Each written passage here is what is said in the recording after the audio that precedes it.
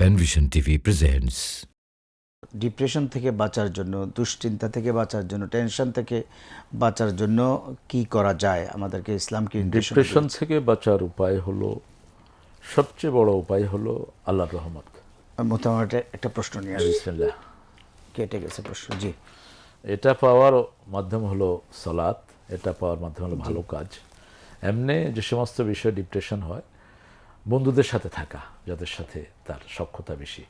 যেমন একটা মেয়ে একা থাকতে থাকতে ডিপ্রেসড হয়ে গেছে সে, এখন তার বান্ধবীদেরকে, যারা নেককার বান্ধবী আছে, এদের মাঝে আনলে অথবা স্মৃতিচারণ হলে ডিপ্রেশন থেকে আস্তে আস্তে সে বেরিয়ে আসে। অথবা যে কাজগুলো সে ভালো পায়, যেমন অনেক বাচ্চা আছে, রাসূলুল্লাহ সাল্লাল্লাহু আলাইহি ওয়াসাল্লাম নিজেও জি, আষাঢ়ের প্রথম বৃষ্টিতে তিনি ভিজতেন। কতটা নান্দনিক ছিলেন, আল্লাহু আকবার, তিরমিজিতে জি। হাদিস এসেছে। এবং রাসূলুল্লাহ সাল্লাল্লাহু আলাইহি ওয়াসাল্লাম খুব সুন্দর মিষ্টি যোগ করতেন। জি, বৃদ্ধকে দেখে বললো যে বুড়ো মানুষ তো জান্নাতে যাবে না, জান্নাতে যাবে তিনি না। কাঁদতেছিলেন।